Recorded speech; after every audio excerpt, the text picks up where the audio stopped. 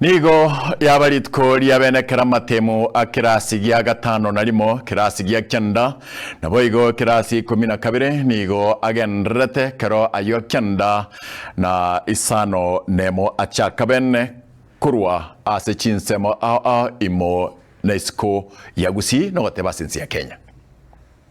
We are gathered here today to oversee the opening of the first NEC examination container, which we have witnessed. This morning marks the start of the following national assessments and examinations: Kenya Primary School Education Assessment, KPSEA, for grade 6 learners, running from today, the 27th of October to the 29th of October 2025. Kenya Junior School Education Assessment, KJSEA, for grade 9 learners, running from 27th of October today to the 3rd of November 2025. Kenya Intermediate Level Education Assessment, KILEA, for learners following the stage-based pathway, running from today, the 27th of October to the 30th of October 2025. And the Kenya Pre-Vocational Level Education Assessment, KPLEA, for learners following the stage-based pathway, which begins today, 27th of October 2025, to the 30th of October 2025.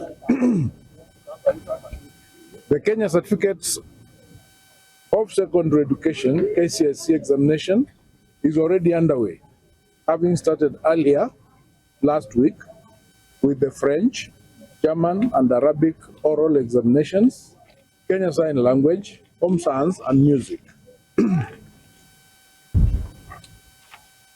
This year, we have a total of 3,428,729 candidates who will sit for various national assessments and examinations, which is the highest number in the Kenya history of exams.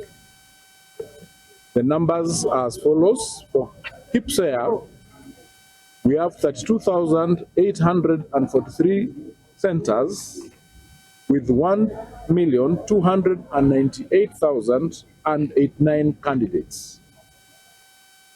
KJSEA, we have 24,366 centers with a total number of candidates of 1,130,669.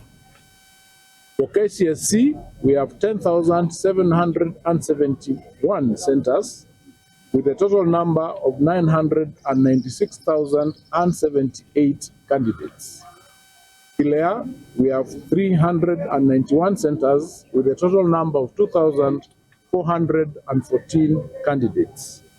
And KPLEA, we have 175 centers with a total number of 1,479 candidates.